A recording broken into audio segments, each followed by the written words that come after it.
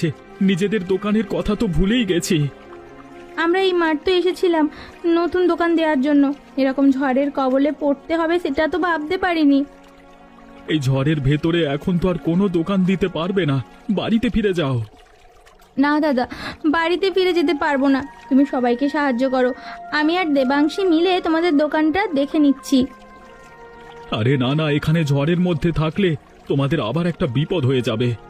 হলে হোক, ওসব নিয়ে এখন আমাদের চিন্তা নেই। তুমিও তো আমাদের সাহায্য করেছিলে, এখন সময় এসেছে আমাদের সাহায্য করার। ঠিক আছে, তাহলে তুমি আর দেবাংশী মিলে আমার দোকানটা একটু দেখে নাও, আমি অন্যদের সাহায্য করছি। ঠিক আছে দাদা, তোমার দোকানটা আমরা নিরাপদে রেখে তারপর না হয় অন্যদের সাহায্য করব। হ্যাঁ হ্যাঁ, তাই করো। এ বাজারে অনেক বৃদ্ধ লোক রয়েছে যারা দোকান সামলাতে পারবে না। তাহলে আর কথা বাড়িয়ে লাভ নেই, কাজে লেগে পড়ো। যত তাড়াতাড়ি করবে ততই মঙ্গল। কি হলো কি? তোমরা দুই বোন আবার দোকান খুলে বসেছো? তোমাদের সাহস তো কম নয়।